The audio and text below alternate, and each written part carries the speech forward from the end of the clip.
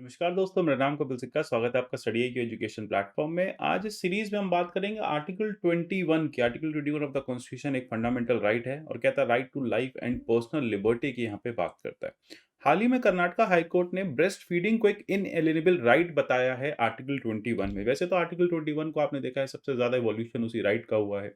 Over the time supreme court उसको interpret करती रही और बहुत सारे राइट्स जो है एक ह्यूमन एग्जिस्टेंस के एक प्रॉपर एग्जिस्टेंस के यहाँ पे डाले गए हैं। तो इसी में से एक और राइट यहाँ पे कोर्ट ने ऐड कर दिया है कि breast feeding mother and the suckling child are या do have concurrent rights protected under right to life guaranteed under fundamental rights. यानी यहाँ पे जो एग्जिस्टेंस है मियर एनिमल एग्जिस्टेंस नहीं है, राइट टू डिग्निफाइड लाइफ की बात ये करता है।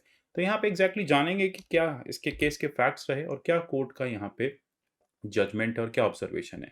अगर आप राजस्थान जुडिशरी की प्रिपरेशन कर रहे हैं तो इसके कोर्सेज हमारे पास अवेलेबल हैं। इसके अलावा और जुडिशियल कोर्सेज आप हमारे से परचेज कर सकते हैं। आप स्टडी आईक्यू पे विभिन्न माध्यमों से हमसे जुड़ सकते हैं। मेरे जितने भी वीडियोस आते हैं इन सबके पीडीएफ में टेलीग्राम चैनल @कपिल लाइव से डाउनलोड कर सकते हैं।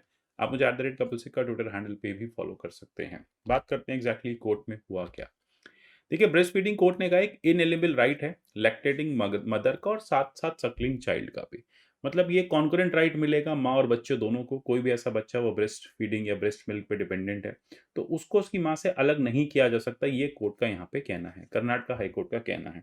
अब इसके जो फैक्ट्स है ना बड़े ही बहुत ही अलग से विचित्र से हैं। एक फीमेल थी हुस्ना बानो, उन वो एक जेनेटिक मदर है एक बच्चे की। अब उनका जो बच्चा है वो चोरी हो गया हॉस्पिटल से और उस बच्चे को किसी और फीमेल को अनुपम देसाई को बेच दिया गया। साल भर बाद पता चला कि अनुपमा देसाई ने बच्चा जो है खरीदा था और ये उसकी बायोलॉजिकल या जेनेटिकल मदर नहीं है। इन्होंने बस as a caretaker mother रही है क्योंकि बच्चा इन्होंने किसी से परचेज किया था। अब ये एग्जैक्टली जो पूरा सिनेरियो यहाँ पे आ जाता है तो कोर्ट कहता है सोलोमन किंग वाली बात है। एक बार ऐसा सोलोमन किंग के साथ भी हुआ था। बात काफ़ी पुरानी है, कई सेंचुरी बीसी पुरानी बात है। तो वहाँ पे भी यही था कि सोलोमन किंग ने इस प्रॉब्लम को रिजॉल्व किया था कि बच्चे को अपनी जेनेटिक मदर तक पहुंचाया था और सूडोमॉम से दूर ले गए थे। तो यहाँ पे कोर्ट इसी बात में शुरू करता है। इसी जजमेंट को अगर आप पढ़ेंगे तो यहीं से शुरू किया जाता है कि ये कोर्ट के सामने एक बड़ी विचित्र घटना है कि वो हम कहते हैं ना कि पैदा करने वाले से पालने वाला बड़ा होता है। तो यहाँ यही चीज़ कोर्ट के सामने आई। अब कोर्ट का क्या कहना है? देखो, कोर्ट का ये कहना है कि बच्चा जो है वो ब्रेस्ट फीडिंग पे था। अब ऐसे में बच्चे को माँ से अलग करना बच्चे का आर्टिकल 21 छीनना है। कोर्ट ने यही कहा कि सकलिंग इन्फेक्ट है, ब्रेस्ट फीड पे था, तो अपनी माँ के साथ उसको एसिमिलेट करना नेसेसरी है। यानी जो भी और उसकी जेनेटिकल मदर थी, लैक्टेटिंग मदर थी, वो उन्हीं के साथ रहना चाहिए। अब मदर एंड बच्चा दोनों के कॉन्करेंट राइट्स हैं। इसी बात को कोर्ट ने दर्शाते हुए भी कहा कि ये सिविलाइज सोसाइटी में टेक्निकली होना नहीं चाहिए कि एक छोटा सा बच्चा है, अभी अभी पैदा हुआ है, हॉस्पिटल में से वो चोरी कर लिया गया और बाद में उसको किसी ने बाहर खरीद लिया है। तो यहाँ पे कोर्ट ने कहा कि इस तरह के जो मैटर्स हैं, इस तरह के जो इंसिडेंट्स हैं, वो सिविलाइज सोसाइटी का पार्ट नहीं है। इसलिए कोर्ट ने क्लियरली कहा कि जो चाइल्ड है वो रहेगा अपने अपनी जेनेटिकल मदर के पास। अब ऐसे में फॉस्टर मदर जो हैं, देखिए दो फीमेल्स हैं, एक यहाँ पे आप देख रहे हैं हुस्ना बानो है, दूसरी अनुपमा देसाई हैं, ठीक है। तो कोर्ट ने कहा कि देखो फॉस्टर मदर जो हैं जिनको बाद में मिला है उनके भी राइट्स अब बन ही गए हैं कि साल भर उन्होंने बच्चे को संभाल लिया। लेकिन अब उन्होंने भी एप्लीकेशन फाइल की कि बच्चा जो है मेरे पास 1 साल से है, ये टॉडलर अब ऑलमोस्ट मेरा ही हो चुका है, साल भर से मेरे पास है। तो कोर्ट ने कहा देखो आपने उसको पाला वो बात हम मानते हैं, लेकिन आप इंसिडेंट्स देखिए कि किस तरह से वो बच्चा आप तक पहुँचा। अगर वो बच्चा ऑर्फन होता, आपने अडॉप्ट किया होता, हमें समझ में आता, या फिर विलफुली आपके पास पहुँच गया होता, हमें समझ में आता। ये केस ही दूसरा है कि एक बच्चे को थेफ्ट, एक बच्चे को चोरी किया गया, थेफ्ट किया गया और आप तक पहुँचा दिया गया। अगर हम आपको एक राइट दे देंगे यहाँ पे, राइट टू लाइफ का या फिर राइट टू मदरहुड का, तो फिर वो एक अच्छा प्रेसिडेंट सेट नहीं करेगा सोसाइटी में। तो कोर्ट ने कहा कि देसाई की जो कंटेंशन है वो एबहरेंट है और to the notion of motherhood, motherhood इस तरह से नहीं चलता। बच्चे जो हैं वो चैटल नहीं है, मतलब कोई प्रॉपर्टी नहीं है जिनको अपोर्शन कर लें आप जेनेटिक मदर और स्ट्रेंजर के बीच में, जस्ट बिकॉज एक न्यूमेरिकल एबंडेंस है। मतलब साल भर आपने बच्चा यहाँ मेंटेन किया, आपके पास रहा, आपने पाला, इसका मतलब ये नहीं कि बच्चा आपका हो जाता है। तो कोर्ट ने यहाँ यही कहा कि हाँ, हम इस बात को बिल्कुल डिनाई नहीं करेंगे कि आपका जो जेस्चर था काफ़ी अप्रिशिएबल है। आपने 1 साल बच्चे को पाला, अपना ही बच्चा समझ के आपने उसे बड़ा किया, इर्रिस्पेक्टिव कि उसका रिलीजन क्या है। तो यहाँ पे कोर्ट ने कहा कि एक बहुत अच्छा केस भी बन जाता है, एक बहुत अच्छा एग्जाम्पल भी यहाँ सेट हो जाता है कि बायोलॉजिकल मदर और फॉस्टर मदर जो है वो अलग-अलग रिलीजन को बिलॉन्ग करती हैं। तो एक वो रिलीजियस हार्मनी भी हमें यहाँ पे दिखती है। तो इस तरह की जो रिलीजियस हार्मनी है देश में इस समय मिसिंग है या फिर कम है, तो वो भी दिखती है। रेयरिटी है ऐसे केसेस में, ऐसा नहीं आजकल हम ज़्यादा देखते। तो लीगल बैटल है कस्टडी की, अब उसके लिए बच्चा जो है वो इसमें सफ़र ना करें। तो बच्चे के पास ब्रेस्ट फीडिंग का इनएलिएनेबल राइट है और उसको उसकी माँ से अलग नहीं किया जा सकता। ये कोर्ट का फाइनल अभी जजमेंट रहा। अब इससे क्या हुआ कि एक नया हमारा आर्टिकल 21 में राइट और ऐड हो गया। अब साथ ही साथ चर्चा एक और बनती है यहाँ पे कि आर्टिकल 21 कहता क्या है? जब बात कर रहे हैं तो इसको भी डिस्कस कर लेते हैं आर्टिकल 21 को बहुत डिटेल में। देखो आर्टिकल 21 कहता है कि no person shall be deprived of his life और personal liberty except according to a procedure established by law. यानी राइट टू लाइफ आपको यहाँ प्रोवाइड करता है, राइट टू पर्सनल लिबर्टी, ये दोनों चीज़ें आर्टिकल 21 डिफाइन करता है। 21 जैसा कि मैंने आपको बताया 1950 से लेके अब तक ओवर द टाइम बहुत बार इंटरप्रेट किया गया। अलग-अलग राइट्स यहाँ पे जोड़े गए। यहाँ पे एक मैटर तो ये था कि ये procedure established by law exactly क्या होता है? तो कोर्ट ने कहा देखो प्रोसीजर एस्टैब्लिश्ड बाय लॉ मतलब पार्लियामेंट ने अगर कोई भी लॉ लिया है, कोई भी लॉ बनाया है और वो लॉ आपका आर्टिकल 21 इन्फ्रिंज करता है तो हम उसको नहीं छेड़ेंगे। मतलब हम उसको इन्फ्रिंज होने देंगे। लेकिन ओवर द टाइम आपने मेनका गांधी केस में देखा कि ड्यू प्रोसेस ऑफ लॉ जो है वो एस्टैब्लिश हो गया। कोर्ट ने कहा कि एक ड्यू प्रोसेस भी फॉलो होना चाहिए लॉ मेकिंग में। तो ये तो एक अलग चर्चा का विषय, इसमें हमने एक सेपरेट क्लास भी रिकॉर्ड किया है, तो उसको वहाँ डिटेल में आप पढ़ सकते हैं। लेकिन यहाँ बेसिकली बात यही है कि आर्टिकल 21 में लिखा हुआ प्रोसीजर एस्टैब्लिश्ड बाय लॉ, लेकिन कोर्ट कई बार ड्यू प्रोसेस ऑफ लॉ भी कंसिडर करते हैं। अब बात आती है कि कौन-कौन से लिस्ट ऑफ राइट्स कोर्ट ने इस ड्यू प्रोसेस में जोड़े हैं।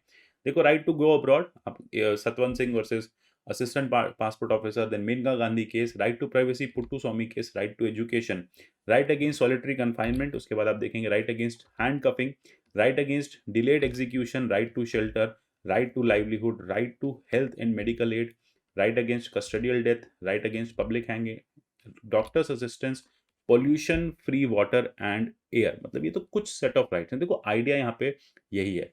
राइट टू फूड भी यहाँ पे ऐड कर दिया गया है। आइडिया बस यही है कि यहाँ पे लाइफ के डेफिनेशन को कोर्ट जो है over the time further elaborate करता गया है।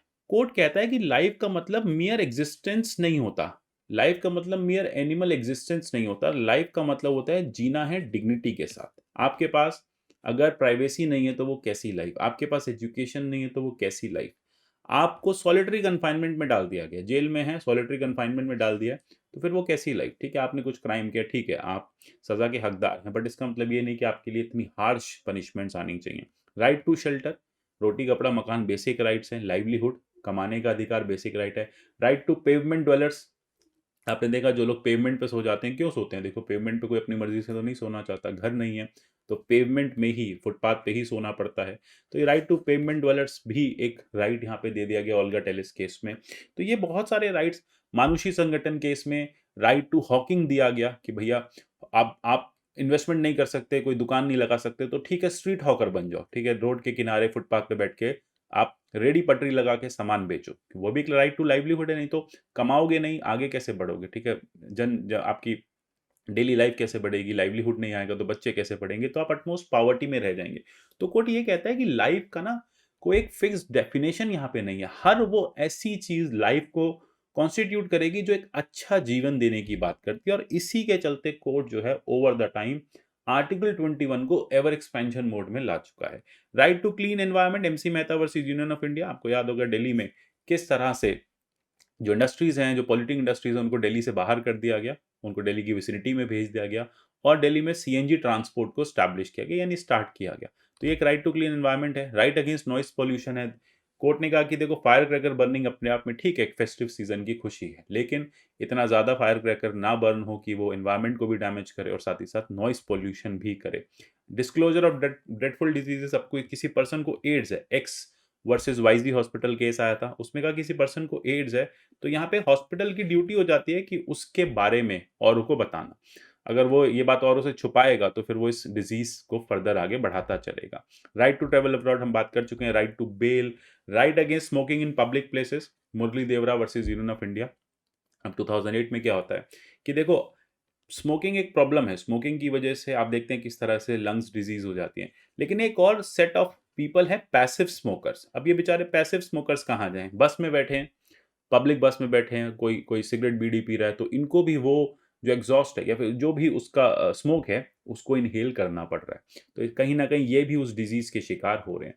तो पब्लिक प्लेसेस में आप सिगरेट नहीं पिएँगे, ये किसी और की राइट टू लाइफ़ है। तो यहाँ पे राइट टू लाइफ़ को इस तरह से डिपेंडेंट बनाया गया, फिर इस तरह से यहाँ पे डिज़ाइन किया गया कि आपका कोई भी एक्शन किसी और की राइट टू लाइफ़ ना छीने। याद रखिएगा, फंडामेंटल राइट्स कोरिलेटिव होते हैं, या राइट्स इन जनरल कोरिलेटिव होते हैं ड्यूटी के साथ।